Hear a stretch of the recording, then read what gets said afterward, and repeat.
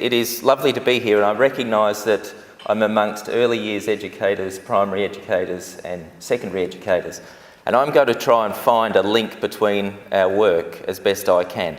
But if it's okay, I'm going to start with what I think you're very familiar with, and that is your split screen task design. I was really taken by this because it reflects a lot of the work that we're doing in the SACE. And essentially, as I understood this, it was rather than either or, it was both and. These things were equally important, and you could develop dispositions and capabilities by looking at content, and through content you could also develop students' capabilities. And why it's important to us is we've been doing something very similar to that at senior secondary. Now on the slide there I've got a range of senior secondary qualifications. And what they have in common is that they're all offered in Asia, where our SACE International is offered. And I've listed them by a year. So the first one is the IB diploma, which was 1968. It was offered for the first time in Geneva, and I think there were about 6 or 7 schools at that time that offered it. But in about 1975, they made an inclusion into the IB diploma, which was something they called the core. And that was this idea that young people need to be able to think, and they needed to be engaged in things outside of the classroom.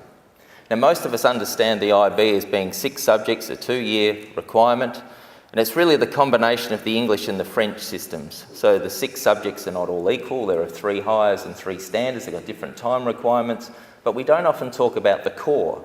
And the core is where the young person actually learns about knowledge and tries to demonstrate that through the extended essay. And they also spend time outside of the classroom engaged in community and reflect on that. The next one is Singapore. So from about 2001, the Singapore program, which is their matriculation, if you were to draw this, and they do this, right in the middle is life skills. Around that are knowledge skills, and then lastly are subjects.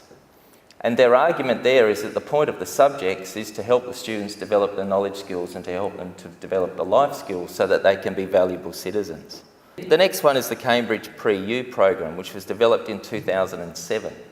Now, Cambridge is something I'm going to talk about as a well-known provider of curriculum, but this is a particular program which was designed to prepare young people for university.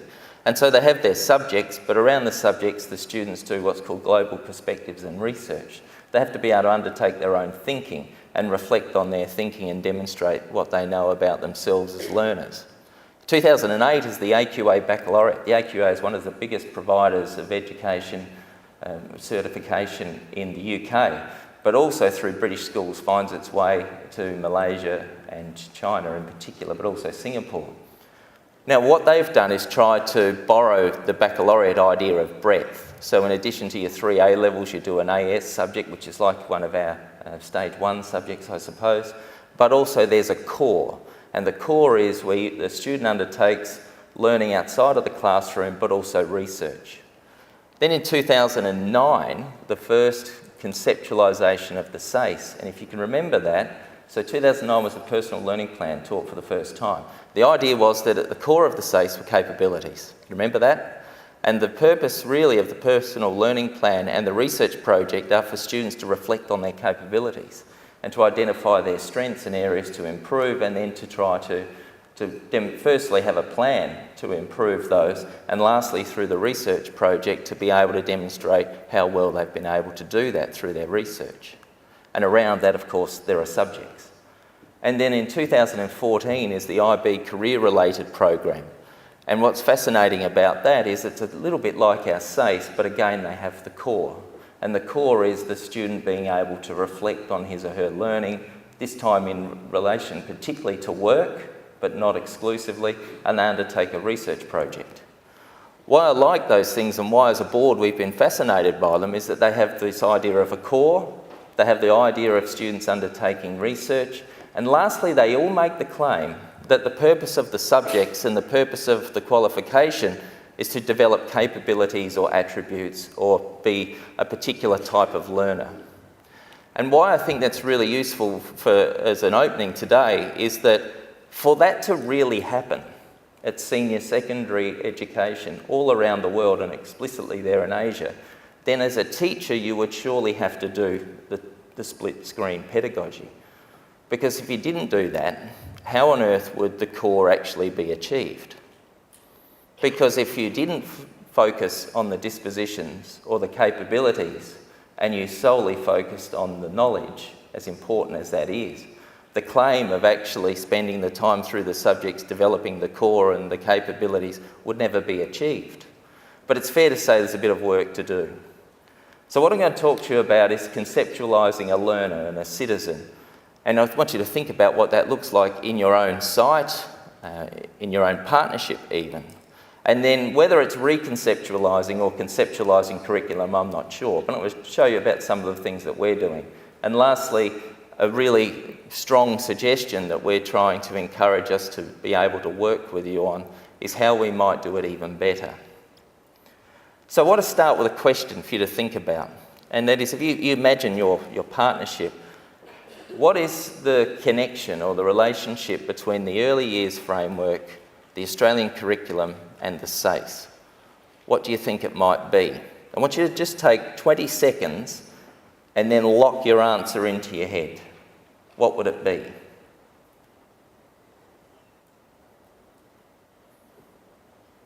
Have we all locked it in? Well, I'm going to say it's probably a young person. Any young person, could well be my daughters. And that perhaps the connection is going to be their development as learners, as young people and as citizens. That would be the connection. Now, if that were the case, I want to ask you, what's your vision for a learner in your school or in your site? What is it? And how would you know at each point along the way that that vision is being achieved? And how would you describe that? And do you talk to your young people about that? Is it written somewhere? Now, thankfully, we're not running blind on this. So some other people, really smart people, have done some work for us. And this is where I think we can connect early years, Australian curriculum and the SACE. So I want to start with the early years framework. I'm no expert on this at all, but I really liked it. And I liked it because it has a clarity about what it wants for children. And it describes that vision of how young people are going to be able to build success for their whole of their lives. And then the way that they describe that is, here's the young person, and I like the bottom, the belonging, becoming, being. And that young person is going to develop these traits or these capabilities, for want of a better term.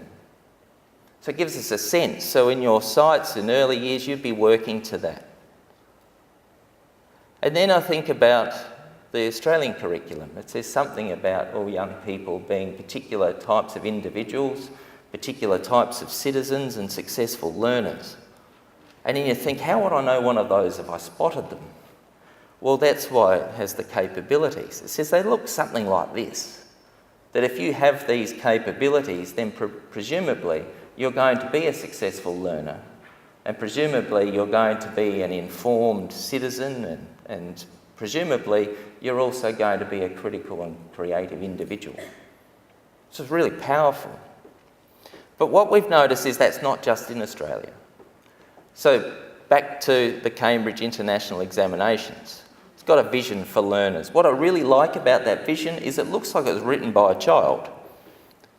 Because not many people say dig more deeply in a formal document, but they do there. But I really like that because it gives you a sense of curiosity, being an inquirer, somebody who's prepared to get underneath of what's going on. Not interested in the superficiality, I'm going to think it through. And then they say, well, how would I know one of those when I saw them? And of course, they have things that are just like the capabilities.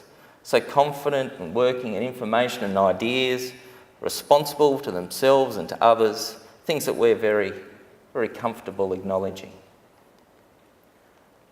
And what about the International Baccalaureate Organisation? Well, it has a view that young people are going to be inquiring and knowledgeable and caring. And importantly, they're not just learners, but they're people, first and foremost. They're citizens of the world.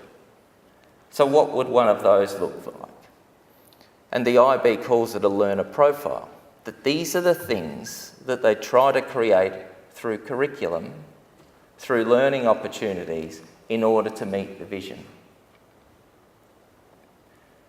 So if we were to bring those together, it seems to me that there are some things that they have in common. The first one is a vision for the learner and the citizen. Now, you could take it directly from the Melbourne Declaration that says all young people in Australia are going to be informed citizens, successful learners and critical and creative individuals, or words to that effect. Or it could be something else. It could be something particular to South Australia. It could be something particular to DECD schools. It could be something particular to your partnerships. But it's something to work towards. And then it's the sense that the capabilities, the dispositions, the attributes are all necessary if you're going to achieve that vision. And then it makes you step back from that and says, okay, if I'm a curriculum designer, then how on earth are we going to help people to do that? And the answer is, well, we're going to have to develop curriculum that allows teachers to develop the capabilities and the attributes within young people in order to achieve the vision. Well, if I'm a teacher, how am I going to do that? Well, I'm going to have my split-screen pedagogical design, otherwise I'm not going to achieve the capabilities and I'm not going to achieve the vision. Sure, they have to know something. Goes without saying. You'd expect after 13 years at schooling you do know something. But I'm going to have to know what to do with that, and I'm going to have to know how to do that myself. And I'm going to have a sense of who I am as a person and a learner and a citizen if I'm going to contribute. So for us, that seems to be a way of connecting curriculum design with pedagogy, with vision, with capabilities. And then in the middle, I've just asked the question, well, how well are we doing that now?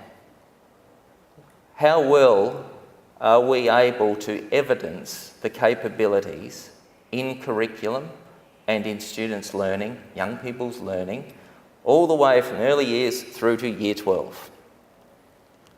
Could we do it better? Well, especially if our vision was asking us to do that. And well, how might we do that? And so here's a couple of ideas that we've been thinking about. And I've just posed them as a question. What might be something that inspires us to be able to do that? And at the same time, what might be impediments? Well, I think something that might inspire us is this picture of curriculum or in the future, or of learners, of young people, which you'd be very, very familiar with. But it seems to suggest that young people need knowledge, skills, attitudes and values. And they're intertwined, in this case, as competencies.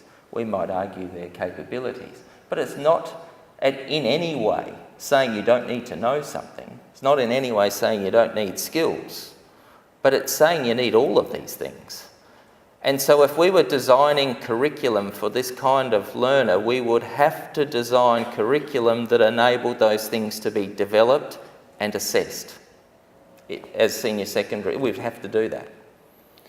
And if we were teaching that curriculum, we would have to do the split screen. Now, what else could we do? Well, as the SACE board, one of the things that we're occasionally reminded of is that we might be an impediment, because people look to senior secondary curriculum and they look to what happens there as a guide to what is being valued. And some people say, well, whilst this ATAR continues and the whole thing is just brought down into a rank, well, we're going to have to play along that way. Now, we don't own the ATAR. The ATAR is owned by the universities, but we do own subjects and we do own curriculum. So we could be doing something, and we are trying to do something, about opening up this whole concept of the both and. And how we're trying to do that, first of all, is through our subject renewal. So we're renewing all of the subjects in the SACE. And it's great. And our board has said to us quite strongly, well, if we're doing that, what's driving that renewal? It can't simply be integrating the Australian curriculum in, as important as that might be in 16 subjects or 15. It has to be driven by something else. And so what it is driven by is what the board expects to see when it's accrediting subjects. Where is the growth in the capabilities in these subjects? Where is this relationship between large concepts and the contexts? Where's the quality assessment that values things like collaboration? Where is it? Because if it's not in the subjects, then we're not doing our bit to make sure that we're helping to prepare young people for that world that they're in now, which is demanding that of them. So what we've tried to do through our subject renewal, and we'll keep going over those next few years, bearing in mind that, like everybody, we understand the need for it to be iterative. We get better as we know more, and we keep changing and adapting. Because if we waited until we had all 60 subjects ready to go in one fell swoop, it'd be 2020 and people would be saying, hold on a minute, we missed the boat a little bit here, we're ready for the next phase. So we've got to keep that renewal going.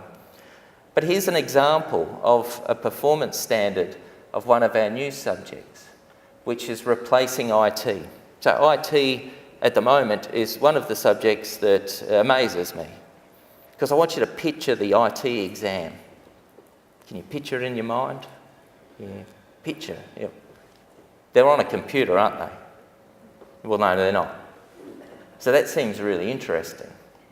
So it's important to renew the subject. And renewing the subject, what I've highlighted there are the things that refer to the kinds of thinking that we're asking kids to do, the capabilities, to understand the awareness of those things, and the importance of being able to construct a subject around the key learning that underpins it.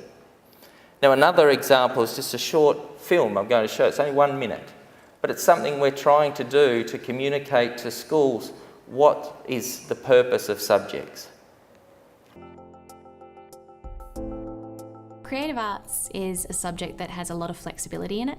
And allows students to develop skills that they really, really want to learn. And in today's society and in the future going forward, we have to be innovative and creative, and this subject gives them the tools to do that. I chose to study creative arts because I've always loved acting and the performing arts in general, so I really wanted to extend my skills in this area as well as have that contribute to my SACE. With creative arts, our art class was full of so many different people who got to do whatever they wanted and express themselves how they wanted to. Being able to look at what I like and how I want to do it gave me the opportunity to develop those skills so that when I got to uni, I was already capable of expressing myself how I want to.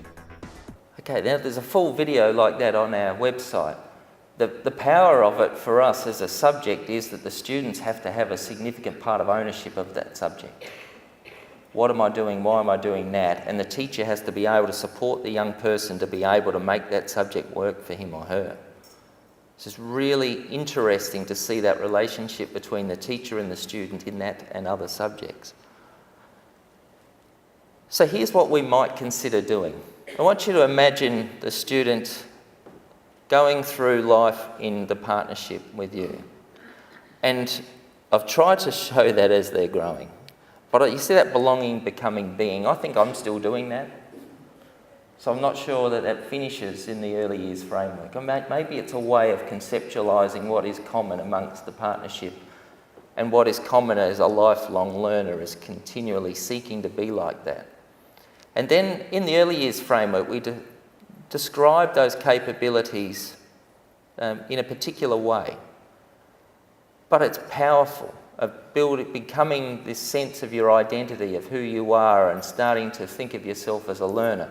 And then it evolves into the 7 capabilities of the Australian curriculum, which are also in our subjects. And there must be a connection between those.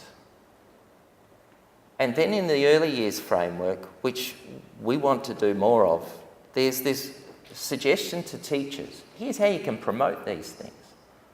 Maybe we should be doing that from early years to year 12. Here's how you can do it in your subjects. Here's how you can do it in the learning experiences. And then importantly, how on earth would I know it when I saw it? Well, here's some evidence of what that looks like. Now, for us in our subject renewal, we're putting that evidence into the performance standards, so you have to do it, and you have to assess it, and it's valued. But from the early years through to year 12, it might be a way of supporting us to have a common language and understanding And lastly and most powerfully, what we've identified is that young people who can think about themselves as learners and describe themselves as learners, their strengths and their weaknesses, and what they might do next, seem to be the students that are most powerfully set up to be that kind of learner and that kind of citizen. So you would call that, I suppose, metacognition, thinking about your thinking. It is meant to be what underpins the personal learning plan, and it is meant to be what underpins the research project evaluation and folio, where you're thinking about how it's going. But perhaps it's something that's going to underpin all of our educational experience, and maybe it's partly what the personal and social capability means. So we're excited about this, and what we'd like to do is engage with the sector heads, the Catholic sector, the independent schools and DECD, and perhaps spend some time doing this together, building on the work that already exists and the learning that we can have from the early years through to Year 12, and engage with the universities. Because my conversations with the universities have changed dramatically over the last few years. University people talk to me about the kinds of learners that will be successful at university. And when they're doing that, they're talking about young people who understand themselves as learners, who can identify their strengths and weaknesses, who seem to possess the capabilities. And of course, they know something too. It's very interesting. So lastly, just leaving you with a little bit of thinking that we've done, that perhaps there could be a way of bringing things together in a reflective project that has a vision of the learner in South Australia. What is he or she? What sort of a person? How are they evolving? How are they going to be a strong citizen? A framework that brings together the early years through to the graduate qualities of universities and says, here's what's common, here's the language, here's what the constructs are. And then we pick up the best of what we know. And then we move in to support teachers and schools to say, well, what are you already doing in terms of pedagogy that works? Because ultimately you can have a curriculum, but it's the teacher in the classroom who is enacting that in a team with you as the leaders who is going to be the one who's best able to value the both and. So there's some thinking that we've been sharing with the sectors, and we're getting really strong input and involvement. I'm looking forward to taking that to the next step. So thank you very much for the opportunity today.